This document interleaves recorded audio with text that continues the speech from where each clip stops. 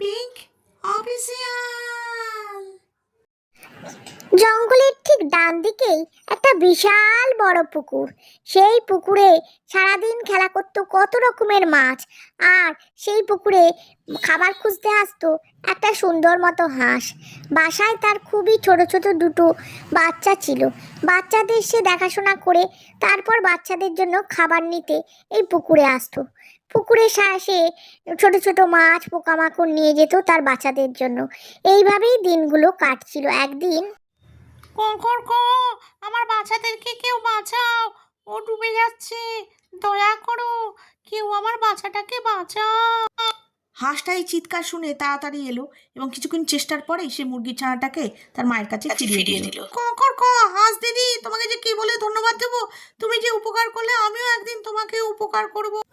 এরপর থেকেই দুজনের মধ্যে বন্ধুত্ব হয়ে গেল। একদিন হাঁস গেল মুরগির বাড়িতে বেড়াতে।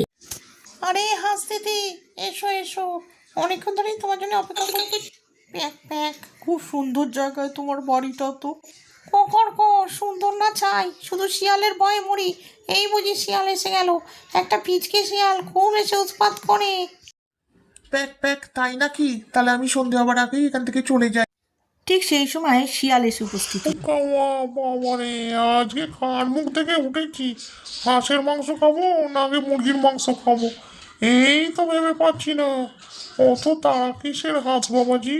দাঁড়াও, আগে তোমায় চিবিয়ে খাই নাকি আগে মুরগিকে খাবো, বুঝতে পারছি না।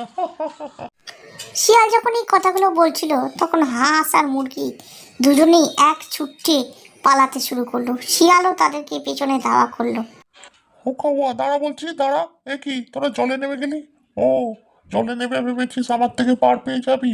একদিন তোকে আমি চিবিয়ে খাবো, তোদের দুজনকে ঘাড় মটকাবো। প্যাক প্যাক, এসো না শিয়াল মামা, জলে নেমে আমাদের ধরো দেখি। পারবে না। ও খাওয়া, আবার তোদের আমি পরে ধরবো। মুরগি দিদি, তোমায় কি বলেছে ধন্যবাদ দেবো? তুমি যদি সেদিন আমাকে জলে না নিয়ে নামতে, তাহলে আমি এতক্ষণ শিয়ালের পেটে চলে যেতাম। কিন্তু মুরগি বোন আমার সব সময়ই ভয় করে, শিয়ালটা কখন যে এসে ঘাড়ে পড়ে সেই ভয়ে থাক। এরমভাবে মাস দুয়েক কেটে গেল। একদিন এইরকমই হাঁস আর মুরগি দুজনে গল্প করছে, এই সময় শিয়াল এসে বলল, ও কাওয়া, আজ তোদেরকে বাগে পেয়েছি, সামনে কোনো পুকুরও নেই, এবার কি করবি? তোদেরকে চিবিয়ে খাবো। হাঁস দিদি, তুমি চটপট আমার পিঠে বসো, আমি তোমাকে নিয়ে গাছের ওপর উঠে বসি। হাঁস তাড়াতাড়ি মুরগির পিঠে চেপে বসলো। মুরগিও উড়ে গিয়ে সামনের গাছে উঠে বসলো। শিয়াল তাদের নাগাল পেল না। এরপর মুরগি একটা বড় দেখে লাউ শিয়ালের দিকে ছুঁড়ে মারলো। তার আঘাতে শিয়ালের মাথা ফেটে গেল। সে তাড়াতাড়ি করে এমন ছুটে পালালো যে তল্লাটে তাকে খুঁজে পাওয়া গেল না। বন্ধুরা, এর আমি মজার মজার ভিডিও পেতে চ্যানেলটা সাবস্ক্রাইব করে নিও প্লিজ।